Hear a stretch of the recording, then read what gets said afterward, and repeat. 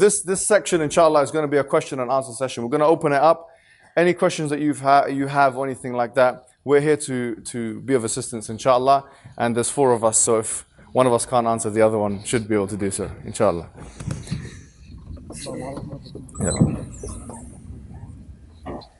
Yeah, so you can ask any question you want, that you might feel like, within reason, obviously. We're not going to give you a fatwa here. But within reason, ask whatever questions you want around this topic, or any topic that you feel comfortable, asking questions about. Yes. I would like to ask about. Wait for the mic. Oh, sorry. My question is about why liberalism is problematic from democracy point of view.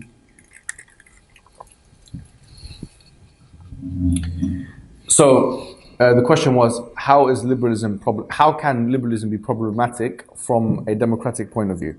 Don't forget, there are different types of democracy and different kinds of liberalism. I think we should be clear about that to begin with. So the initial democracy that was put forward by the ancient Greeks, which comes from the 2 Greek words demos and kratia, basically literally means people power. People power. And it took a direct form. So in other words, people would come up and they would try and answer public questions, etc. Then it evolved into representative democracy because it was very difficult for that to be maintained, for basically a whole populace of, let's say, 1 million people, to answer, every little question that they have in terms of politics, etc. Would be unimplementable. Social liberalism, economic liberalism, and political liberalism are problematic in so much as the following. Number 1, in democracy, the assumption is that you have 1 vote per person. Yes. In liberalism, the equality premise also stands. So there's something in connection with those 2 things. In implementation, most, if not, I'm not going to say all, but the vast majority of countries that have democratic systems, they have a system of what you call electoral representation. So I'll give you an example of Great Britain. They have something called first past the post. First past the post. I don't want to go into too much detail, but the idea is, if you vote for a bigger party, a bigger political party, you have more of a voice. If you vote for example, we have a party called the Green Party, you have less voice. So the bigger the party that you vote for, the more you have of a voice. But that contradicts the equality premise of liberalism, because how and why should you be given a higher voice just because you support a bigger party?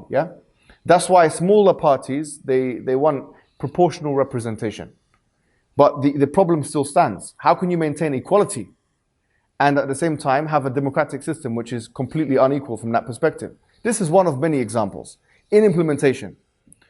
Other things include, for example, in relation to economic liberalism. Once again, the democratic premise is that we should have equality among citizens, even though, ironically, in the beginning, they didn't allow women to vote, They didn't allow women to, they called them the idiom, I think. It's like the women, the children, and the slaves, they couldn't vote back in the days until 1917 or whatever it was in Great Britain, and then thereafter in other countries. I think Canada was actually first. Anyways, the point is that, yes, so with democracy from that perspective, we said that the equality premise couldn't stand with liberalism, because liberalism is in the pluralism of many ideas, panoply of ideas. You're going to have some ideas which have more power than others. For example, in electoral campaigns, those who have more money, economic money, are going to be able to do more media campaigns and so on. And so they're going to be able to have a bigger campaign, and the democratic rights of those with smaller parties are once again going to be curtailed. So equality is a problem for both democracy and liberalism. And you can't maintain equality and either democracy or liberalism. This is a problem. So both of those things can contradict at times. Yeah, does that make sense? I can give you some more answers, but inshallah that will be another longer question. Do you want to add to it, inshallah? Yeah. Any other questions?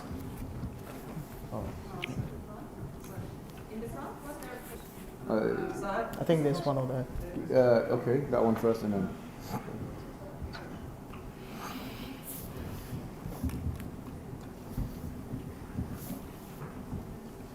Thank you for the very enlightening talk. My question, or maybe comment as well, many agree that the Muslim Ummah is suffering from the crisis, intellectual crisis, and also spiritual crisis, ranging from caused by extremism, radicalism, and liberalism, branch out from neo-modernism. This group, namely liberal Muslim, has liberalized or have liberalized sharia, liberalized aqidah, and also the Quran. And the other problem as well is that there is another group, conservatism, which undermine the role of reason. So these are the phenomena today, which is in either case give problem to the Ummah. What is your comment on that? Thank you. Got a question? You can add to it if you want. No, sir. They won't add to it? No. Sorry, was that a question or a comment? Your comments. Okay, so what exactly was the question? I mean, I know. The question is that the role of neo-liberal Muslim, like liberal Islam in the case of Indonesia, for example, that liberalized Sharia, which is very serious, liberalized Aqidah, which they introduced religious pluralism, and so on and so forth, which is very serious and challenging to the Aqidah of Muslim. Okay, so I believe you mean like they're trying to self-interpret the Quran and the Sharia as they see fit in the society. Yes, they are too liberal in interpreting the Sharia and the Quran and other fundamental belief of Islam. Yeah, I mean, it's you want to go on, please. What I think it is a case of when a nation becomes weak, they like to imitate those who are in power. Liberalism, there's no such thing as liberalism, Islam. Islam is we submit to God's will according to our sources. So liberalism is something that there are certain Muslims who want to whitewash Islam to please the colonialist masters. We're still suffering from colonialism. This is the after effects of a couple of centuries of being ruled by dominant forces, and we're still affected mentally to this day. And because of that, we get other Muslims who go to the other extreme to counteract the liberals, and they end up being extremists. In Surah 2, Ayah 143, we are told to be a middle nation. We shouldn't be liberals, we shouldn't be extreme, we should be in the middle path, which is follow the Quran and the Sunnah and do not give your own opinion, but judge according to what the sources say. That's the only way to be successful as a ummah, by trying to work out what is Allah's will regarding any matter, and not trying to force our own opinions and thoughts on our sources.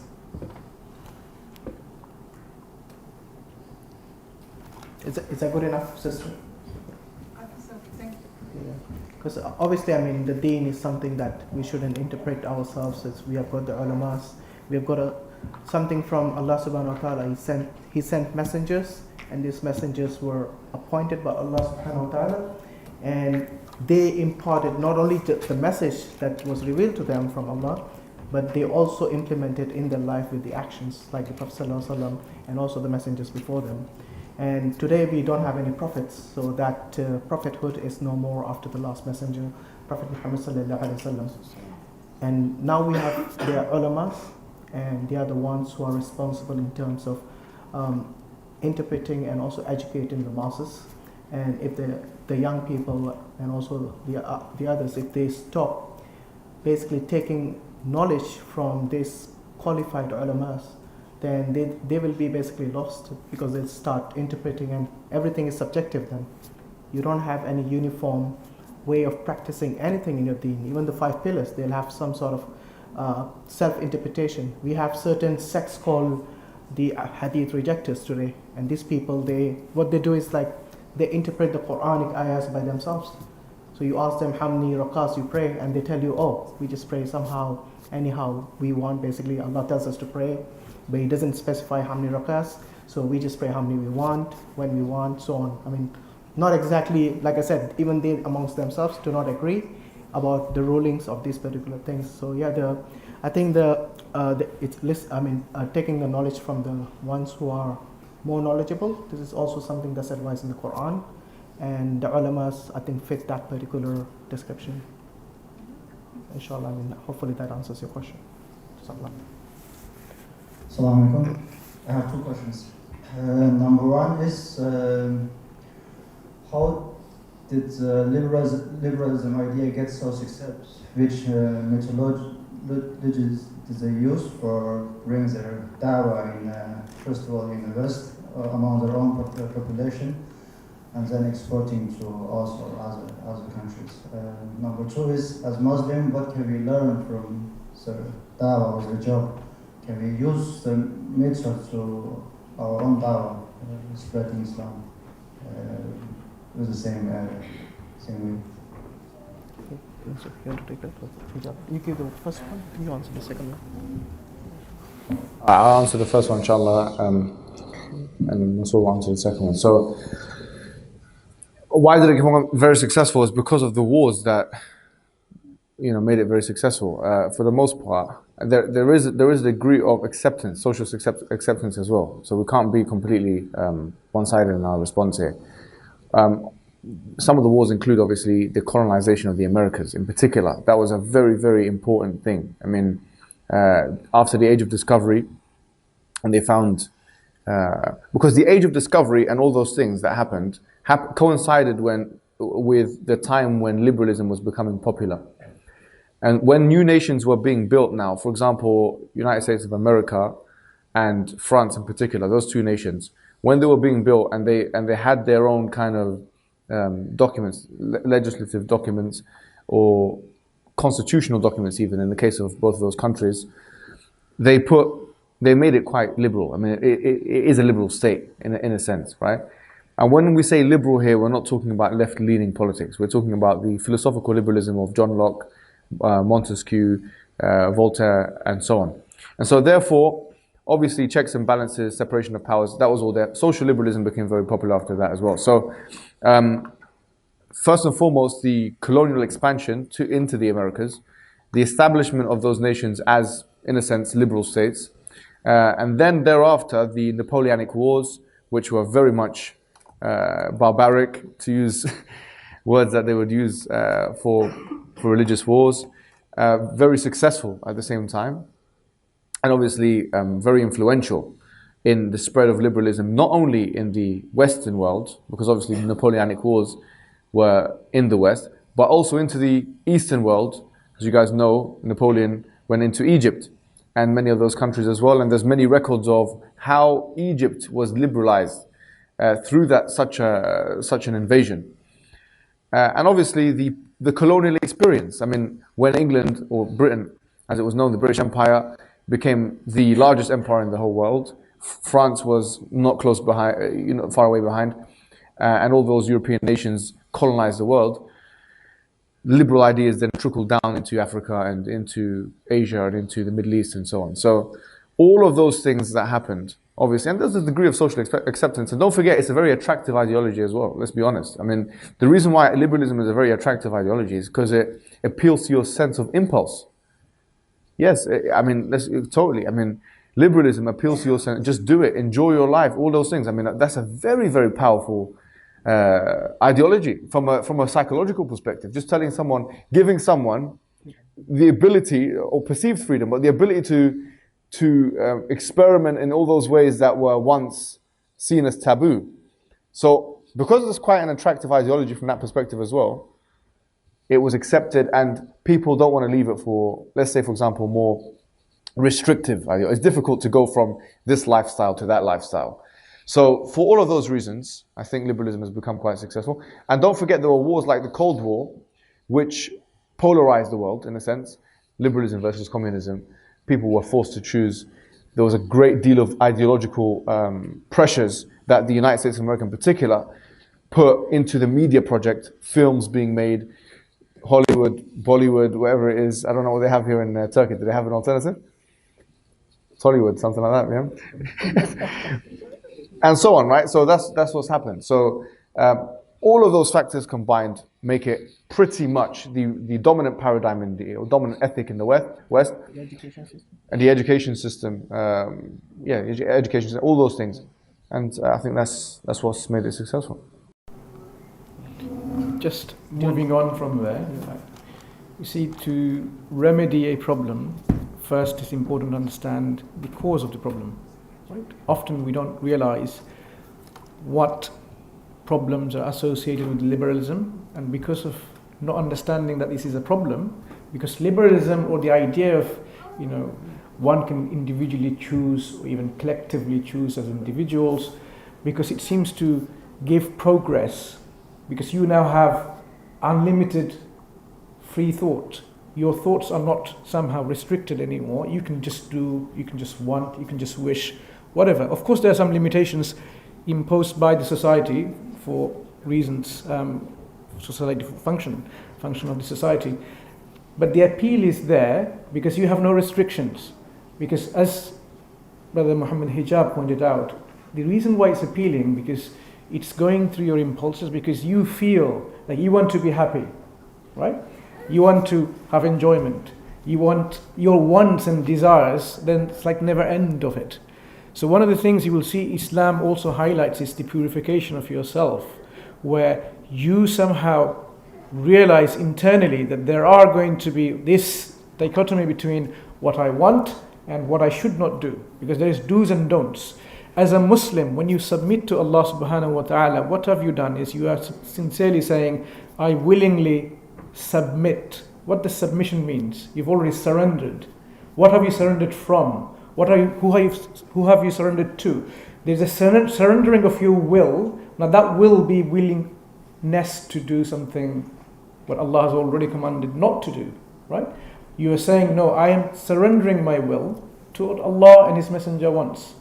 So when we look at this idea of liberalism, of course it's going to appeal to everyone, and especially people who are irreligious, who have no religion whatsoever. They don't have any belief in a deity or God or a creator.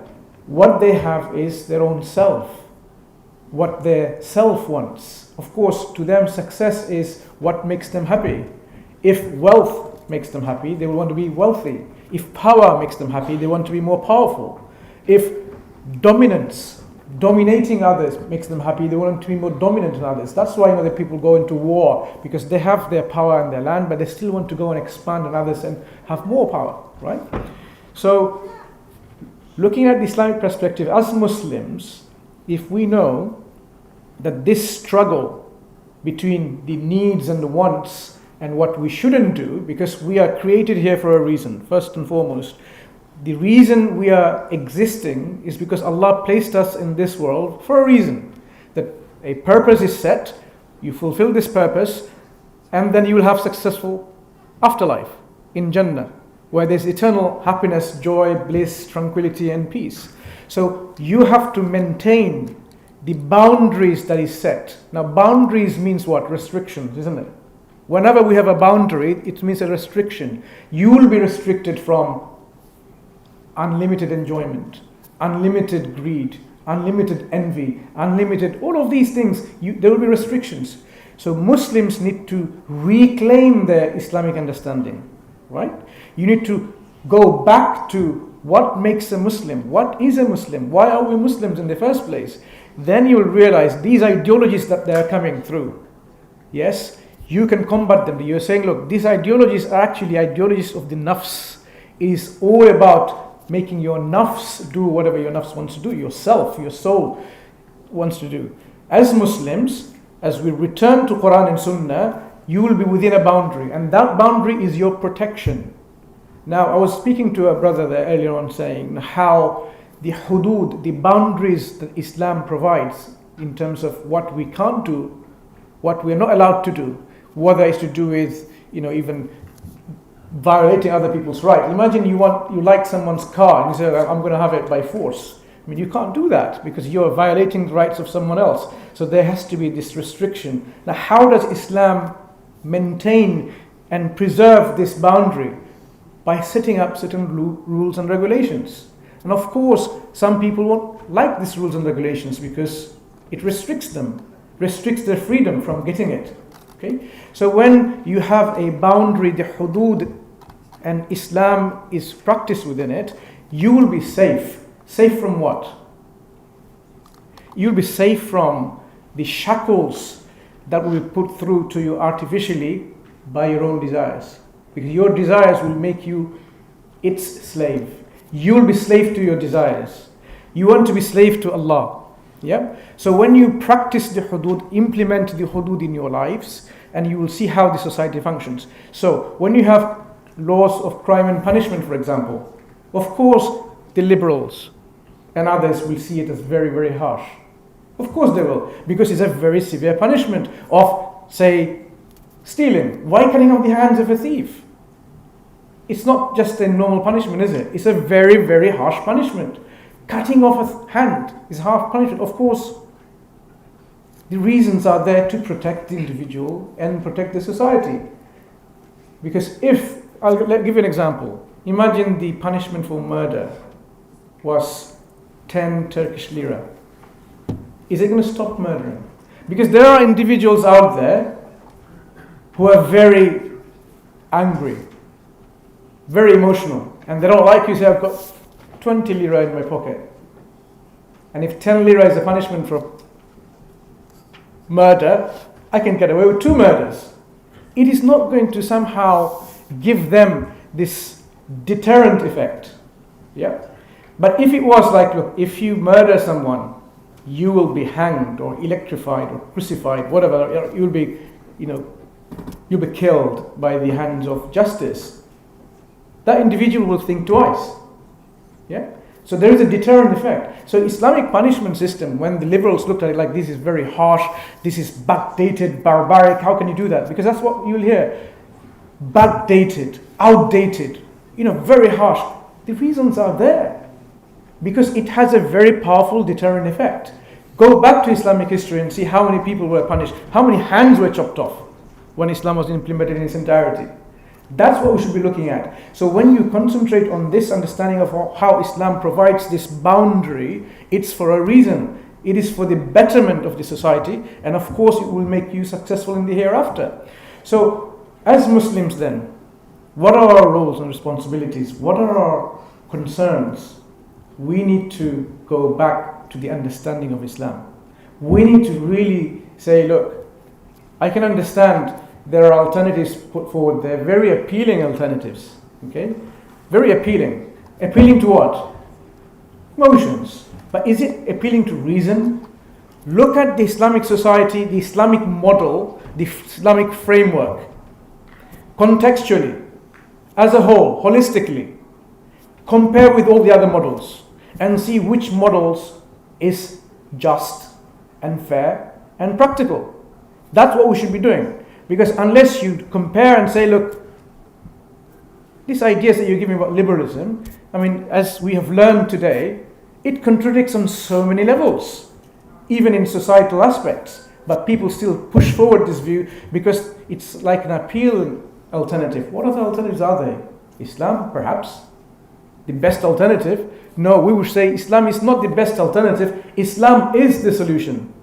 That is how our mindset should be. That we should think that Islam is not providing an alternative. Remember, every time we have a discussion, we're thinking like, okay, let me give you an alternative. No, you're not giving an alternative. You're giving the solution. All the others are alternatives. And you see how the alternative, which one is a better alternative or not. And talking about backwardness and outdatedness, is democracy a new thing? Isn't that very, very backward, very outdated, thousands of years ago? And people are fighting for democracy. So it's not about how old the system is that makes it impractical for the society now. If that was the case, then everyone would have left democracy a long time ago. So Islam, just because it's 1439 or 40 years ago, it doesn't mean it is not suitable today. It doesn't mean it cannot compete with the ideas of liberalism, the ideas of hedonism, whatever, materialism, all these concepts where it is free from the reality of worshipping Allah as He should be worshipped. Because we are here for a reason. Let's not forget that.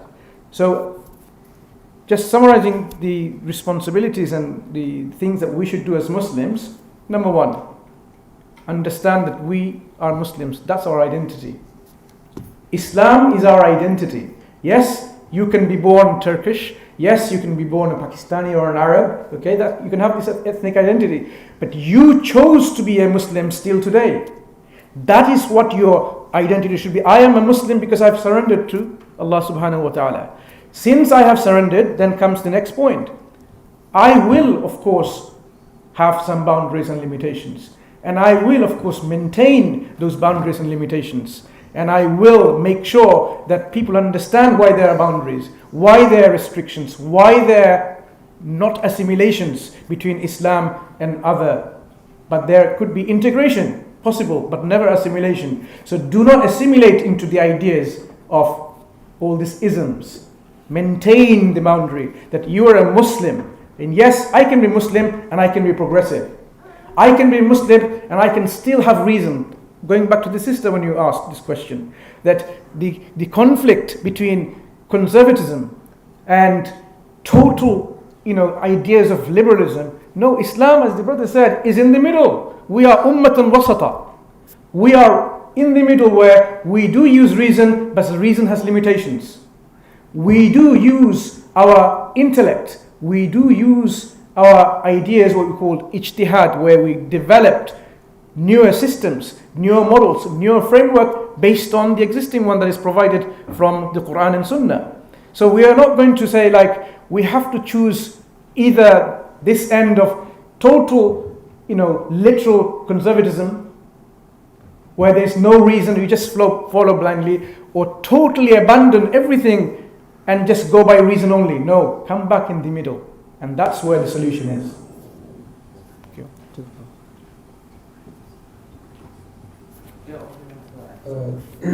Assalamu alaikum. My question is, how do we convince fellow Muslims of the legitimacy of the sharia over other ideologies, ethical and legal models? Hijab. Zaki, do you want to answer? Do you want to go ahead? So, the legitimacy of the sharia is established through the legitimacy of its primary text.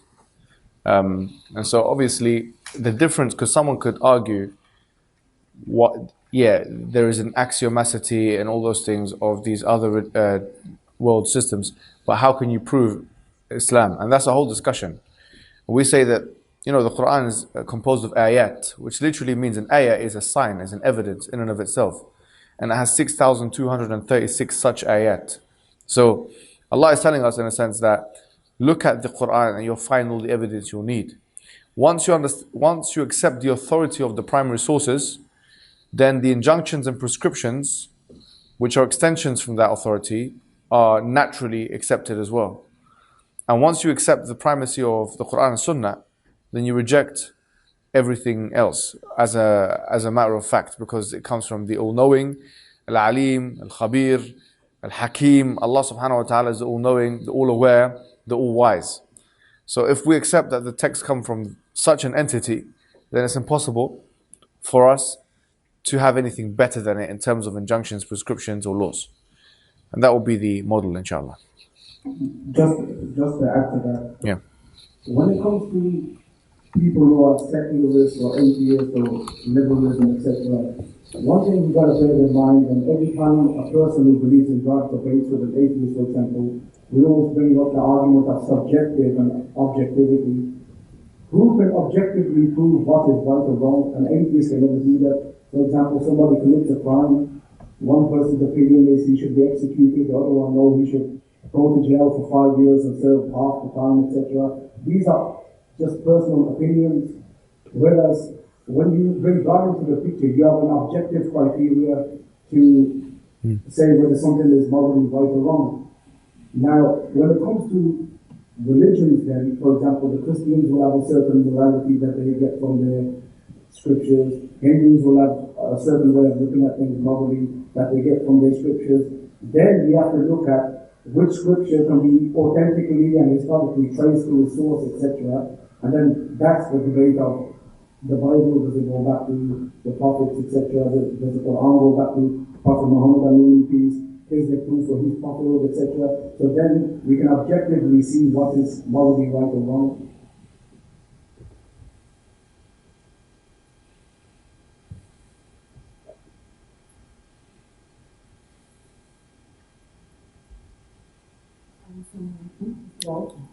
My question is in regards to, you said it's the job or responsibility of the ulama to do the interpretations.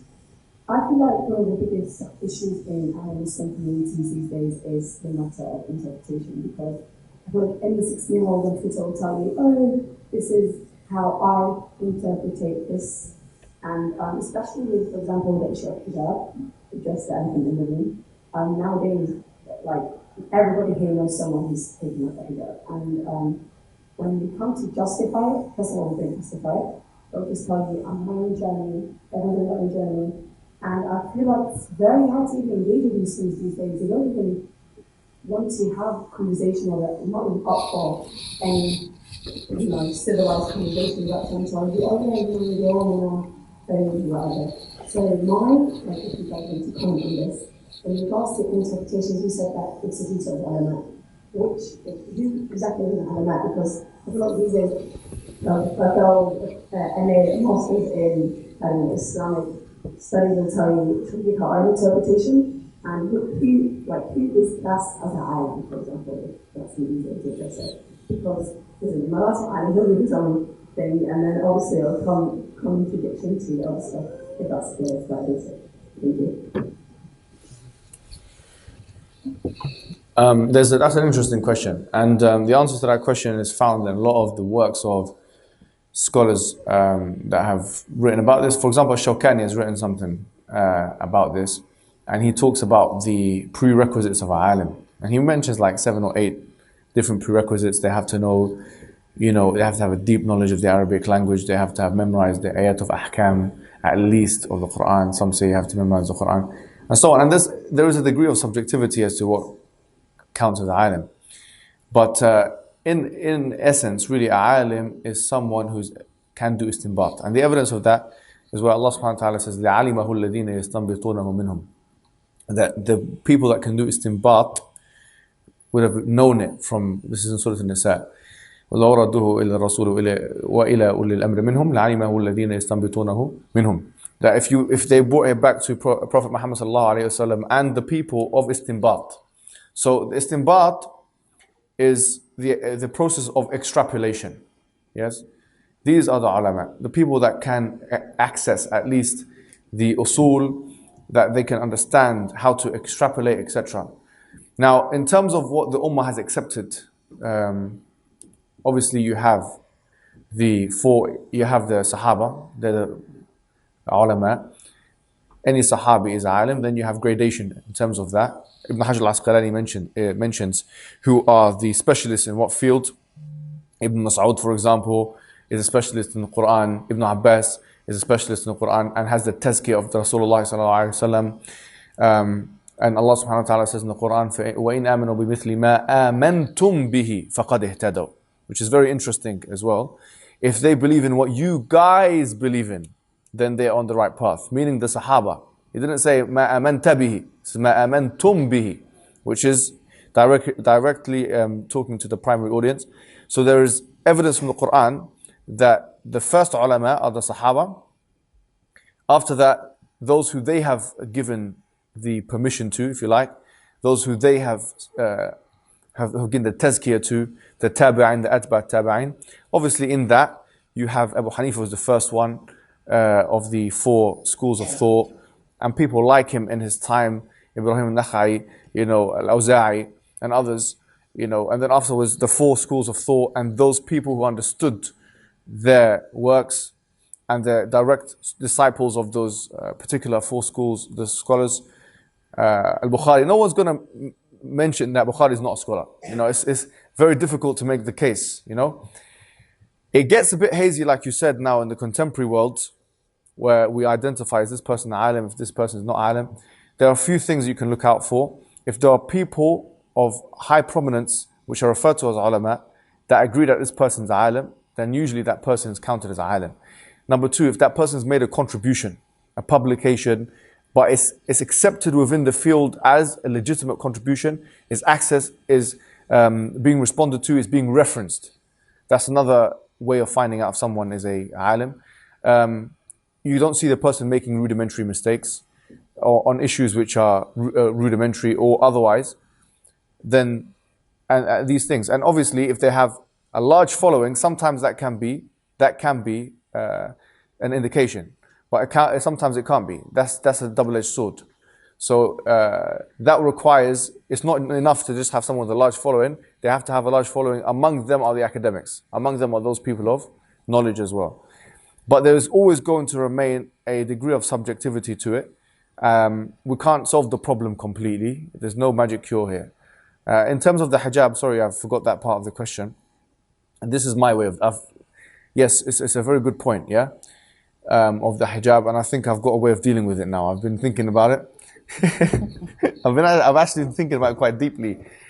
And there are some people in the ummah now that they believe, this is their perspective, yeah? There are dhanni verses and qat'i verses. There are verses of qata', which means that they are explicit, and there are dhanni verses. And they say, look, if the verse is dhanni, it means that you can have different ijtihadat, you can have different understandings, etc. Let us interpret it in whatever ways. There should be a plurality of ideas. And if you extend that idea to its logical extreme, yeah, and you say there should be a plurality of ideas, and you have no right to tell me what the predecessors said, you have no right to tell me كيف انعقد الإجماع من قبل, how the ijma' was came into being before, and all those things. You have no right to tell me those things. I say, no problem. If that is your madhab, if that is your belief, I say, so what do you say of the ijtihad of ISIS? They're forced to actually accept that, you know that. They can only say, la darar wa la darar, it's hurting the people, but ISIS extremist group that killed the people and they're bad.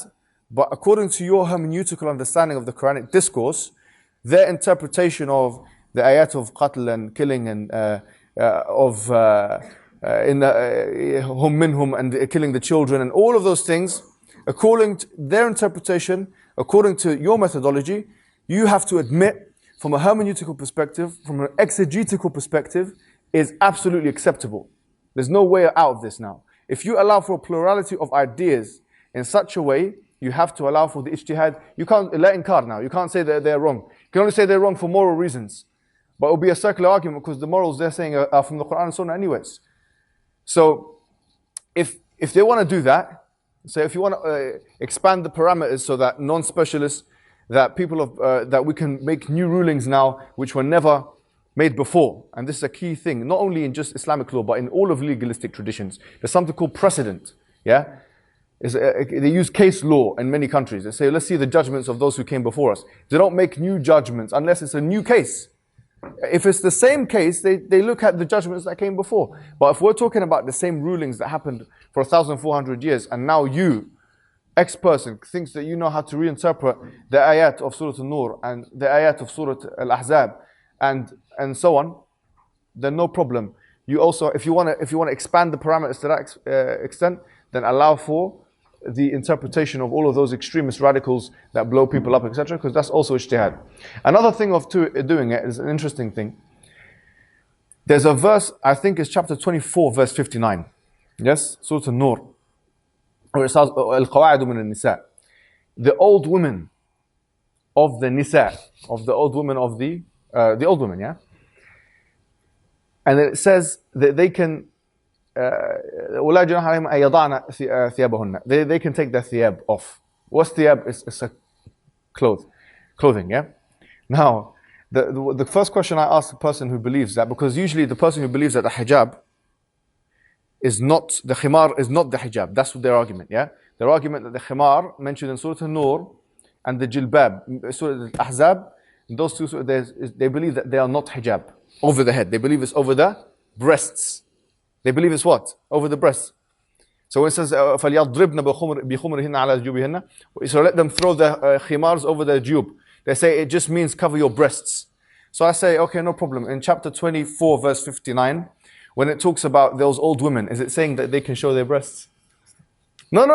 That's what the implication is. If the thiyab that they can take off is the khimar, and the khimar or the jilbab is what you cover your breasts, then according to you, you can take off. Yes, you can show the older woman now. She can show her breasts in public. Is this your interpretation? They usually run around saying no, this and that. And listen, this is the implication of what you're saying, and that's why you have to have a holistic, contextualized understanding of the Quran and Sunnah before you make humiliating mistakes. So that's why I'd probably play it around like that, yeah, inshallah.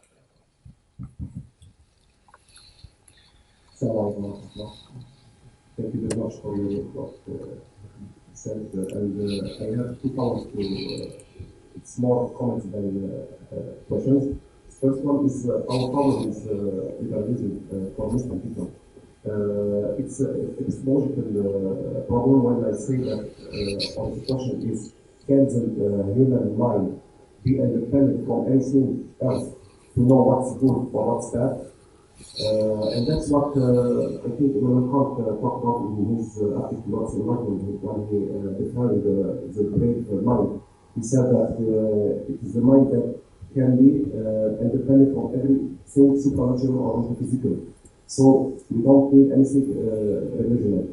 So I think for me it's not like that, because mind still need supernatural things to tell what's good, what's right, what's bad.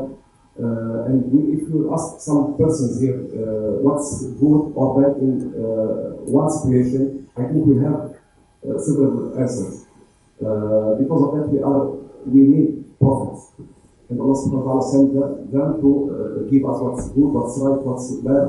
That will lead us to another problem in liberalism, and it affects 2 very basic principles in Islam. The first one is the source of legislation. And who is the one has the right to legislate in this world?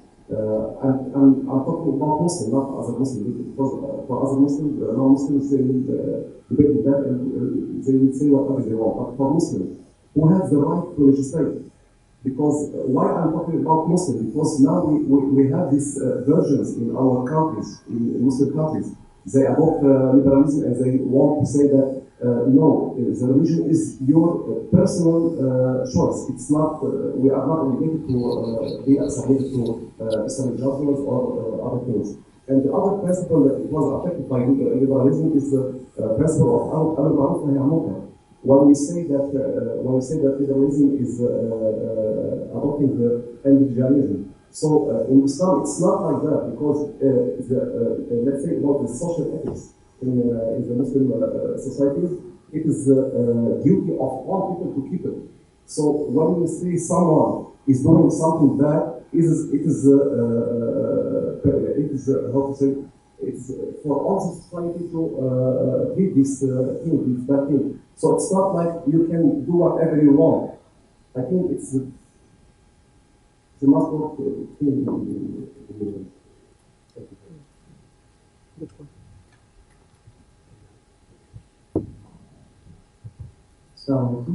How can we give a convincing answer to liberal aspects why Islam doesn't give equality to men and women, for example, matters such as witness testimony and inheritance?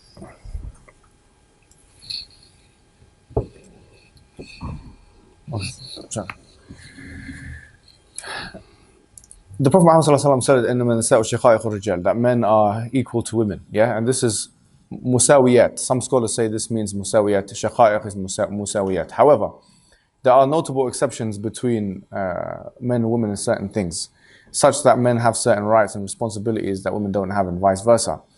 Do you know, it's interesting we were talking about human rights, because what the communitarians actually say, going back to this because it will link in a second, the communitarians say we shouldn't be a rights-obsessed culture, yeah? And they say that rights and responsibilities go hand in hand, basically, yeah? So, you know, we always say, what are the rights of the man? What are the rights of the woman? And so on, yeah? What are the rights of individuals and human beings? What are the rights of nations? What are the rights? And so on. We have a universal declaration of human rights, but we don't have a universal declaration of human responsibilities, right? And that's what the communitarians would argue, say rights and responsibilities go hand in hand. The witness in Islam, the shahid, is different to a rawi, by the way. A rawi is a narrator. And by the way, both of them fulfill the same practical functionality. They do. A rawi of the hadith, they narrate the hadith. And they're basically narrating it all the way back to the Prophet Muhammad sallallahu alaihi wasallam. And as we know, the greatest ruwat of the hadith, some of them are women. And one woman equaled one man in that context, as a narrator of hadith. And that's more important than anything else, because you're transmitting the deen, the religion of Islam. You're telling me what the Prophet Muhammad sallallahu alaihi wasallam said. You're telling, your ruling here, or your narration here, has so much practical implication for my life, that not only will I accept it, but future generations, etc., will accept it, and so on. So, as a narrator, there is no suspect or indifferent treatment or something like that, yeah, between men and women. Really, the truth is, it's as a witness that we have to talk about, yeah, as a witness. Now, why do we always say that why do women have less rights as witnesses? Why don't we say why do women have less responsibilities? And I'll give you an example, right? Punitively and classically, what happens to witnesses if they are seen to speak falsehood? Tell me, someone put their hands up, tell me what happens. Yes. They get lashed. Lashed. Yes? Even in some cases in the sharia, according to classical theory, or classical books, etc., if 4 people come, one of them is lying, all of them get lashed. Yeah? You know this. Believe me, yeah? If this was the case and a woman was being lashed and she didn't do anything wrong, you know what the West would say to you? How can you give this woman lashes and she did nothing wrong? You never think of witness testimony as responsibility. Why do you not think of it as responsibility? You can get whipped if you even just being part of the process, you get whipped. You see what I'm trying to say? You can flip this whole thing around by saying, if we did have the same responsibilities for men and women in this bab, in this context here, then there would be complaints, because you would say, why are women being whipped and punished, etc.? It's not something you want to be. You don't want to be a witness in Islam. Why is it seen as a good? Because we are entrenched in this rights culture. Oh, you have a right to 2 votes, 2 witness testimony if you're a man. You have responsibility that's more than a woman now. You can be whipped for doing nothing wrong, in a sense. You have to be put in a position of social responsibility. So Allah has alleviated a woman from that to a great extent. And so has the Sunnah. Isn't this exactly what the feminists would have wanted anyways? Think about it. It's giving women preferential treatment. How is this seen as, I mean, I always see this as quite ironic. Why is it that one man's witness testimony?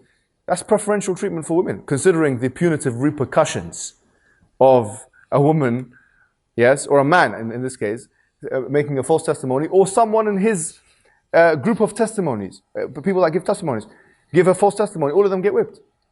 So it's a lack of understanding of the religion, lack of understanding of rights culture. This whole thing of rights, yes, men have more rights. Yeah, sometimes they do, yeah. Sometimes men have more rights than women in Islam, no problem. But they also have more responsibilities. And this is what, subhanAllah, At-Tabari said in his verse, when he said, when Allah subhanahu wa ta'ala said, وَلِلْرِجَالِ عَلَيْهِنَّ دَرَجَةً. He says this daraja, because Allah says that they are وَلَهُنَّ مِثْلُ الَّذِي عَلَيْهِنَّ بِالْمَعْرُوفِ. They have the same as what they get, بِالْمَعْرُوفِ. وَلِلْرِجَالِ عَلَيْهِنَّ دَرَجَةً. And that for men is a degree of responsibility among them. At-Tabari says this is mas'uliyah, it's responsibility. So this is, Tabari died 324 AD. He's part of, if you want to call it that, the Salaf. He's the first Mufassir. You know, he's not a liberal apologist. This is his belief. Yeah? So what I'm trying to say is that we shouldn't always look at rights as only rights. They're rights and responsibilities. And when you consider all of those factors, then you realize that it's a mercy from Allah subhanahu wa ta'ala that He doesn't put women in that position. Because if they are put in that position, they're physically weaker than men. And that's almost any feminist would tell you that as a matter of fact. No, don't get angry, sister, now I'm joking. Almost any sister would tell you, feminist would tell you this, yeah? And that's the reality. So why would they be put in a position where they're susceptible to more physical pain in the context of an Islamic state? Of course, we don't mean this in the context, because this stuff doesn't mean much in the context of other than an Islamic state. So considering all those points, I think the inheritance is not true, by the way, to say that men get more than women. What did you say? Yes, it's not true. Look at the verses in Surah An-Nisa. There are many cases, many cases where women get more than men. Yeah? وَإِن كُنَّ نِسَاءً فَوْقَ اثْنَتَيْنِ فَلَهُنَّ ثُلُثَا مَا تَرَكَ. If there were more than 2 girls, then they get 2/3 of what has been distributed. That is the highest amount of any distribution given to females. So in this case, if there's men and women, yes, but the boys and there's only daughters, there's no sons. What the right thing to say is the son gets the most. That's completely true. Yeah. If you say the son gets the most, للذكر مثل حظ الأنثيين, that the son gets the amount of 2. We're talking about the son versus the daughter in that context. We're not talking about 2 brothers and sisters. We're not talking about mother and father. Because we know that, yeah, if there's a son, they get one thuluth. If there's no son, they get 1 thuluth, which is, if there's a son, they get 1/6. If there's no son, they get 1/3, and so on. And so the mother and father get the same. And they're man and woman. But why is that not seen as? So it's clear here that there's an economic reason, obviously, of redistribution, yeah? The son has more responsibilities in Islam. He has to pay mahar and whatnot. Is gonna be, you know, بما أنفقوا من أموالهم الرجال قوامون على النساء بما فضل الله بعضهم على وبما أنفقوا من أموالهم. And because they have to give now, so the son has to give more than the daughter, and therefore he's given a little bit more of a subsidy, if you like, through the inheritance. It makes perfect sense through this economic redistribution model. So what's the problem? I mean, once again, they see things in black and white because they're obsessed with rights culture. They have understanding of equality which has to be completely fixed. Although they themselves don't have fixed equality. In my country that I live in, my country you can say, no problem. You know, women get 1 year maternity leave. If they have a baby, they're off work 1 year paid. Men get 2 weeks. It's not equality. You know, what's going on here? Say, well, it's a biological difference to say that. So if you agree that different things should be treated differently because of their difference, once again, say that one more time for the people. Okay. Different things should be treated differently on account of their difference.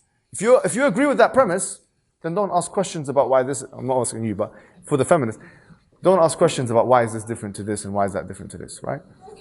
So, I think we need to wrap up because it's time now. Wrap up, yes. I think we've got last question. Last question, if I can ask. Is there anyone who will ask? The brother has a question. Just let's got the mic already. I will first start to thanking Siga Civil Society for holding this event, and I will thank you for accepting this invitation. Well, I study political science here in this university, and you know, the title is liberalism. We can change it, put democracy. We can change it, put secularism. And we, the Muslim, we have this great gift. Like, we can address the problems like so easy, and just we will lay down in the couch, we will drink tea and eat falafel. Like, we do nothing. I'm so sorry. So we address the problems, then we sit. As just my sister Khadija addressed the problems of who are the scholars and what they can do and how they will do it. My question is actually, like, I have so many comments in sense, like, when the Prophet passed away, so for Khulafa al-Rashidin, different types of political systems, how they rule the country. Then until Muawiyah came and destroyed everything. No need to mention that stuff. My question is, like, do the Muslim scholars are not able to produce a new political system, a new political ideology that can work and function in these days? Since when we will take liberalism, we have problem. When we will take secularism, we have problem. And please, like, I know you will say, like, we have to go to sharia. Which sharia?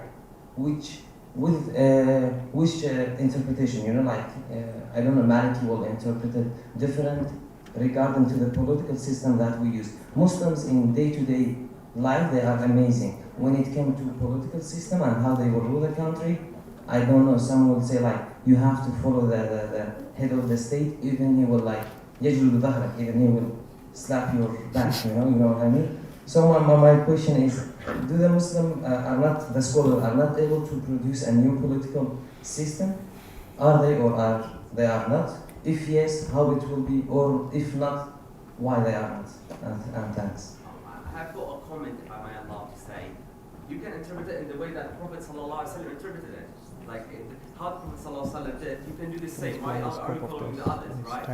Like this is the way, which is the most sensible answer. Right. By the way, I have a question if we're allowed to ask. Let him ask. We're here in Turkey. Oh, Go ahead. Yes. Actually, my question is, first of all, I want to thank you for coming here and giving this important lecture. My question is, it's not just a question, I would just want to ask about our duties as a young visitors here to stop, the people who are trying to brainwash the Muslims youth. So what's your comments, guys? What would you advise? You mean how to stop them, or why should we stop them? Yeah, stop them, to be honest. Look, Zakir? Yeah. Well, I can speak from personal experience. Growing up in the UK, I didn't have much pride in the deen. I fell very far from the deen for a good 10 years, and I took pride in other things like music stars and movie stars, etc. And that made me live a very secular lifestyle. The biggest advice I can give to Muslims to curb this is we need to reignite our pride in our deen and our religion, and we have to do that by reading our sources, especially the life of the Prophet Muhammad and peace and the Sahaba, etc. And when you read their life, as I personally did, you will gain a newfound respect for your deen, and you'll understand the power of Islam and the real reason why Islam spread like it did. It didn't spread by the sword. That's propaganda against us. Read your sources, get to know Prophet Muhammad and peace, and the people who don't know him, give them a copy of a biography of the Prophet, peace be upon him. When we get to know our sources properly, we will have our own pride in our deen, and we will not be influenced by outside forces. That's my personal opinion, and I advise every person here to read our sources, especially the biography of the Prophet Muhammad and peace. The other question? The other brother first. Yes, in regards to what political system, we have to think about two things. One, the course of history hasn't shown us that Muslims have not been able to manage countries. That's an Orientalist understanding of our history. Obviously, there were times in our history, not just the Khulafa al-Rashidun, Mahdiyun, but others that came after that, where we were the leading empire. And obviously the infrastructure in place was put in place. The Ottomans had a very, very sophisticated bureaucracy, and they didn't require any, white English colonists to come and tell them how to manage the situation. So I'm telling you that I think there is this Orientalist understanding of our history which needs to be revisited and reassessed. The comment on Muawiyah, I don't agree with it, because obviously at the time of Muawiyah there was relative peace. When he was actually in charge, people don't realize that when he was in charge there was relative peace. Obviously there was wars, yes, and we don't deny those wars ever happened, but there was long periods of peace in his premiership, which needs to also be accounted for. The idea of this movement from Khulafa al-Rashidun Mahdiyun and to this idea of monarchism, or like the idea of a monarchy, to mulkun 'am, which is what the Prophet Muhammad he predicted. He said this is what's going to happen. This is actually a prediction from Rasulullah sallallahu alaihi wasallam. He said that this was going to happen. You're going to start off with 30 years of khilafah, and this is going to be the Khulafa al-Rashidun. And this hadith is in Muslim Ahmad. And actually, if you add up all the four Khulafa, it's exactly 30 years, by the way. And then this was, so all of these things are predicted. There are areas in the Sharia where you can do your own ijtihad, and areas of the Sharia where you can't. So an effective political system is where you put everything into the situation. You have someone who knows. You need people to know the waqi' of the situation in that particular country, the real situation there. They need to collaborate very well with the scholars of Islam, and there needs to be a good liaison between those two parties. And then we do like any other nation would do. We come to conclusions as to how we should move forward.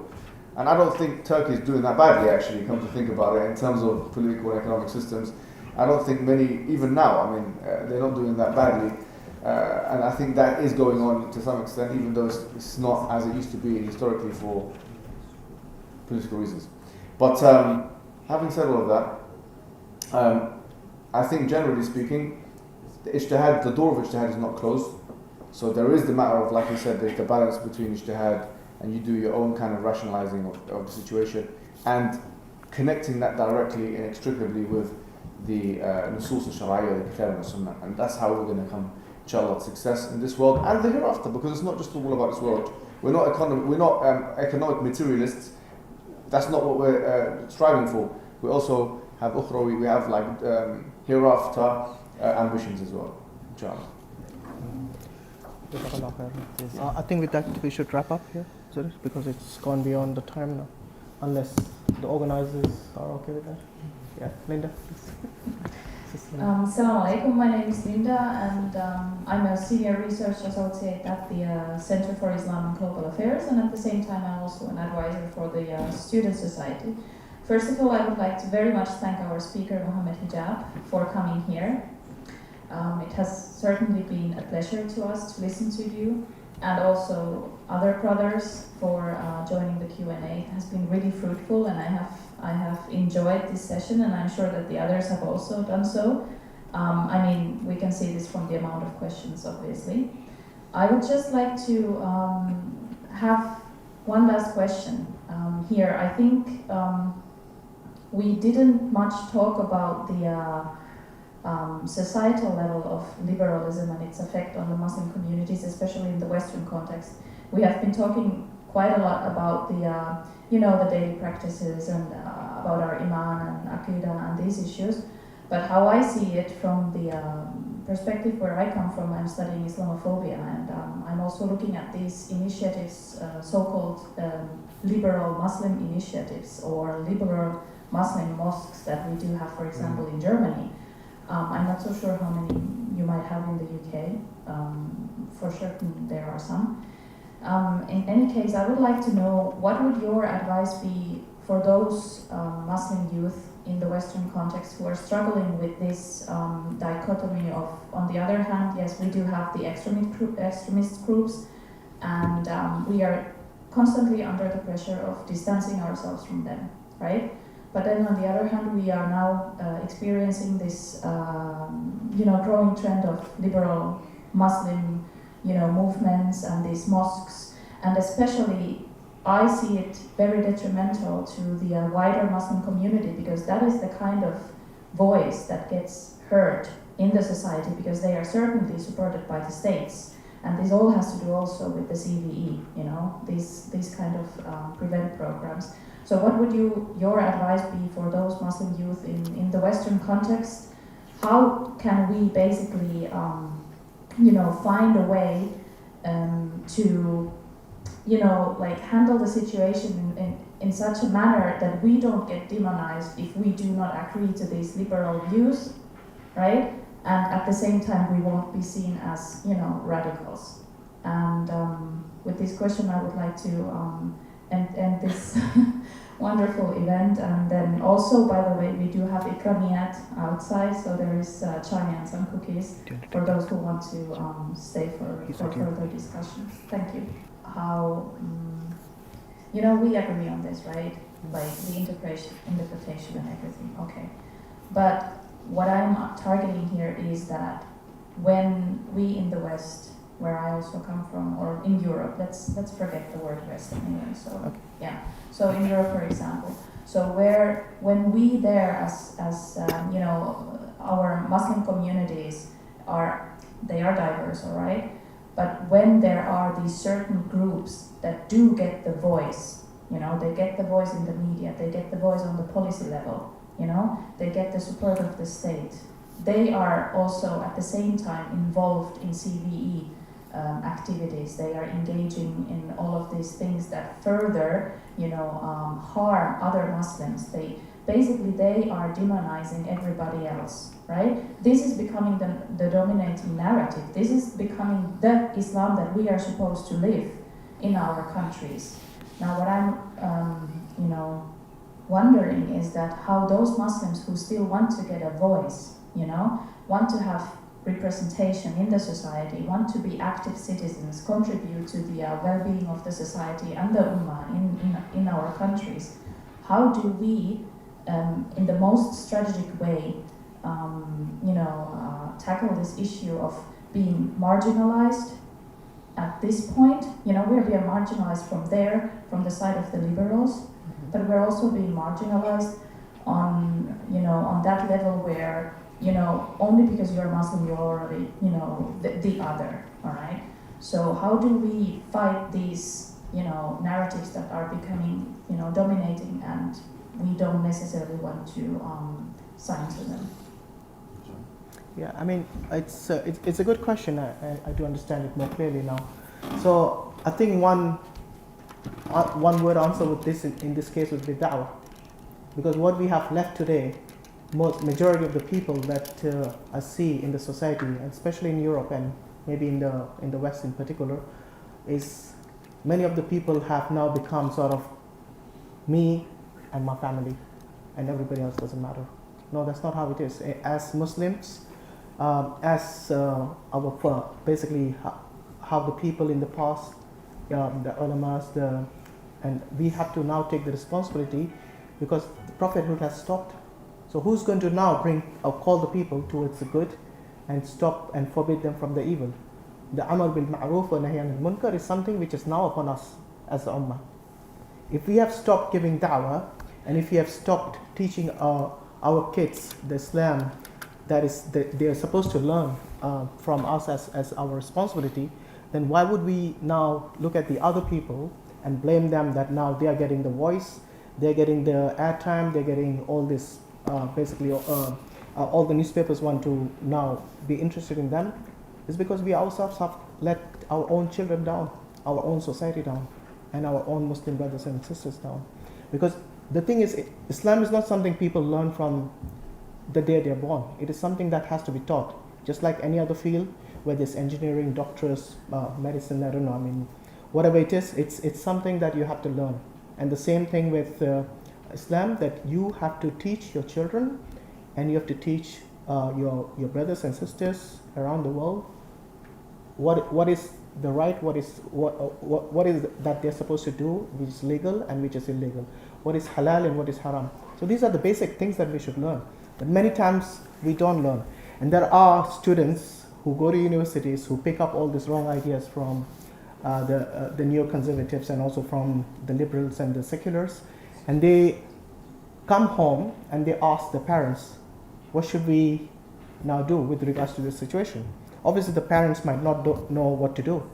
So instead of them consulting the people of knowledge, the ulamas or whoever is responsible in the society who has got the knowledge to address that particular problem, they just say, be a good Muslim, pray 5 times, or read the Quran, and that's it.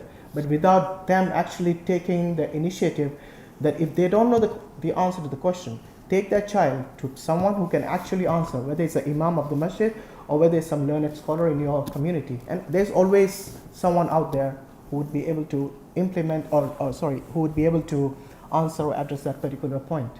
But if you just leave it, then that problem doesn't solve itself. It has to be solved from the proper channels, and those channels are still available out there. So, of course, the media today in the West, in particular, they will give more airtime to such people who are the fringe, and also the extremists who are also the fringe. They will not give people who are following the true Sunnah and the true Quran and the Sunnah. They will not give them, because it's not something that is in their interest. And that is one of the reasons you'll see Islamophobia as well, because these people are now given more airtime, so they think that is Islam, but it's not. And as you know, that most of us here actually go to Speaker's Corner basically to remedy this problem, because that's one place which not only, and I would say thanks to the West as well for giving us this freedom to go there and to speak. So this freedom is something that's available in the West. It's not like you're being hindered from that, but it's just that you're not taking that opportunity to make use of it. Now, nobody's going to stop you anywhere to teach them the Quran and the Sunnah. obviously there might be exceptions, but I'm not talking about exceptions. Most of Europe, you're still allowed to go and teach them this, the Quran and the Sunnah. Nobody's going to stop you. So in Speaker's Corner, what we do is that there are a lot of people who have these misconceptions and the wrong ideas about what Islam truly is. And so I don't think either ISIS or anybody else is going to stop you there from telling you the haqq. And alhamdulillah, with channels like SC Dawah and other channels like EF Dawah, and we have spread this message across the globe. So many of the misconceptions are now addressed in that little place called Speaker's Corner in Hyde Park in London. So yes, there's always a way. Like they say, where there's a will, there's a way. And inshallah, if we go through the right channels, we should be able to defeat not only Islamophobia, but also the misconceptions about Islam. And especially with social media today, you youngsters, myself, I mean, I'm still young, alhamdulillah. So we can solve this. I mean, there are ways which we didn't have before. For example, if I wanted to get my message across today, I can actually go and tweet, or I can put it on Facebook, or I can shout it out from Speaker's Corner and it'll be on YouTube, and it'll be available, accessible globally. You know, this is something our forefathers did not have as a tool. This is a powerful medium which we all should use, and specifically for dawah, inshallah. To add something on Hijab on this issue. If I understand the question correctly, you're saying that you've got all of these kind of liberalizing policies from top down, and that obviously in terms of who the Western elites want to kind of promote the message of is going to be a Muslim with a liberal message. And I agree with that, but that's why it's important to have a degree of self-sufficiency and self-dependence in this regard. So there's 2 or 3 things I'll add to this conversation. One of them is that I've been thinking about the differences between the United States of America and the United Kingdom, because I've been doing some travels to the United States, looking at the data there. And what I found is that, I don't want to generalize it, there are many differences in terms of country, etc. It's a much bigger country. The USA is like the size of Europe, and the United Kingdom's got about 66 million population. But in terms of apostasy, and this was one thing I focused on because it reveals a lot. In terms of apostasy, according to Pew Research, 23% of Muslims apostate in the United States. Yeah, that's a quarter of Muslims apostate at older age. The census data in the United Kingdom shows a much lower number, maybe less than 1%. Demographic data shows it's once again much lower in Europe generally, but in the United Kingdom, I was looking at in particular. And so the academic exercise, that it was not something I formally did, but in my mind I was thinking, what are the differences between the United Kingdom and the United States? And there are 2 or 3 things I kind of picked up on. One of them was community, and that's one big theme. They say it takes a village to raise a child, and it takes a community to keep Muslims steadfast. But Allah subhanahu wa ta'ala says, وَتَوَاصَوْا بِالْحَقِّ وَتَوَاصَوْا بِالصَّبْرِ. But it's all in the jama'ah. Meaning it's in a plural form, meaning that if we want preservation of religion to be a maqsad al-maqasid sharia, objective sharia to be fulfilled, then it has to be a communal effort. And even in countries like our countries in the East, Turkey, Egypt, Tunisia, North Africa, Pakistan, and those countries, you'll find that there are communities which are much more quote-unquote secular, liberal, and by extension usually further away from the religion, and other communities which are not like that. And I think there should be a different strategy for each of those different situations. And here's my recommendation. Generally speaking, it depends. People of that nation have to come together and kind of look at the data themselves and have a strategy. But in terms of the West, I believe, even though it doesn't fit the Western agenda to kind of be grouped in one location, one geographic location, it helps us economically, it helps us politically and socially with preservation of religion and of the Muslim identity. So in other words, Muslims in Germany, in France, in London, in Birmingham, the reason, one thing they should do is come together. So in other words, literally live next to each other. You should make it, when you're looking to buy a flat or a property, you should look for Muslim areas. That's what you should do. Now that's not what they want you to do, because they want you to kind of be dispersed so that they can throw in their kind of. It's easier to take down one person than it is to take down 100. Yeah, and it's easier to take down if one person's by themselves. It's easy, but when you have a whole community behind you, you have that confidence. Person's going to the masjid. That is a big thing.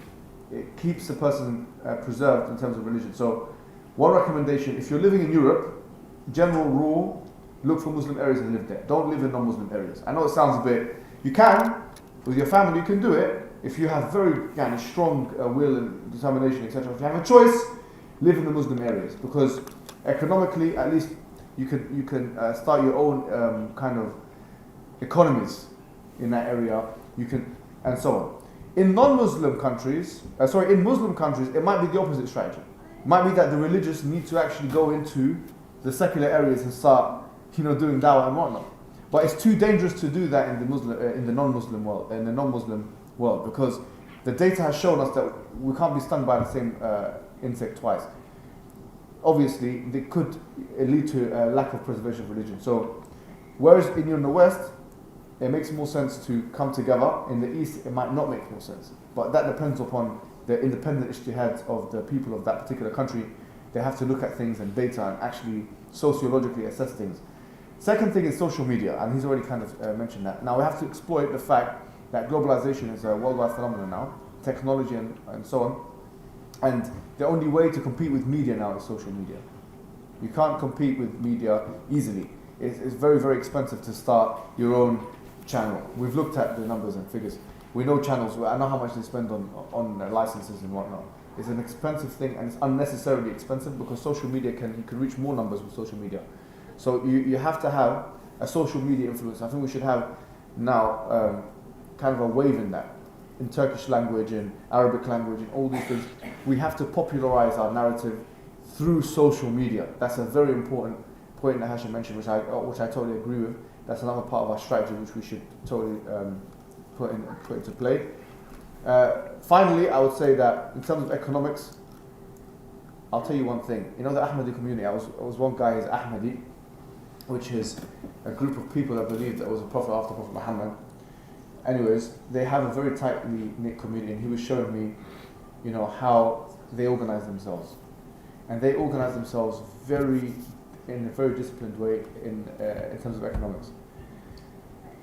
So, I'm not saying that we should have preferential, because we have laws in place in the West. We can't just have religion discrimination, etc. But there's nothing saying that, for example, you can't form networks, economic networks, helping people of the same religion, for example, find jobs, education, and so on. The Jews do it, the Ahmadis do it, and they're very successful in doing so, and they help their people by doing that. So these are defense mechanisms that have been attempted by people of the past and have been successful. We don't need to reinvent the wheel. Jewish communities that do that and are successful in doing that, we should follow that. Why do we always try and follow them in other things? like theological misapplications of monotheism. Rather, we should follow them in these things which have worked for them. So 3 things. Number 1, community. Social community is very important. It takes a village to raise a child, but it takes a community to preserve people's religion and identity. Number 2, social media, because it's important. And connected to that is also education, by the way. Education, if you can make your own schools and stuff like that, do it with an Islamic ethos. And number 3, what did we say was number 3? Who's listening? Huh? Yeah, the economy. So try and develop some kind of networks, to help Muslim brothers and sisters. And that will help the sense of camaraderie and fraternity between Muslim brothers and sisters, and also help them develop in society, etc. And these are my recommendations. Yeah, just to add on that point, the reason why we have this power imbalance is because we're weak. So there has to be some strong lobbying which is absent from the Muslim communities. Just like in other communities, just you mentioned, they're very, very powerful lobbying. And because of this, they get their voices heard and they get their wants already implemented. So we need, on top of all these recommendations, a very strong lobby worldwide, globally. Because if you cannot maintain this power imbalance, then you will constantly have this problem. So Muslims have to bring back the balance, bring back the power, bring back the authority, bring back the izzah of the Muslims. And how we can do that is the question that we have to ask another time. Thank you.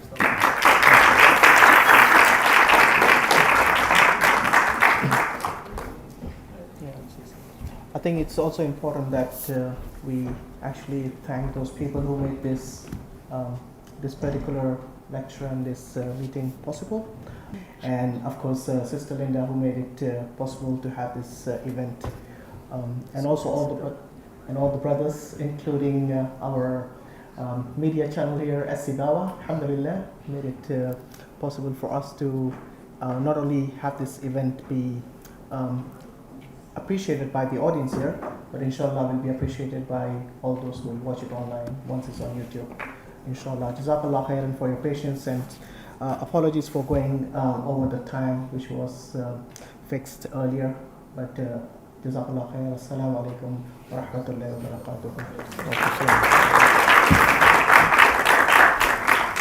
We as Student Society, we thank our distinctive speakers. It was really a fruitful speech and Q&A session. And I also thank you, all of you, for coming here, sparing your time in such a weekend for such important topic, of course. And it's already Maghrib time, and you can have your cookies and tea up there. And hope to see you in our upcoming events, inshallah. Thank you very much.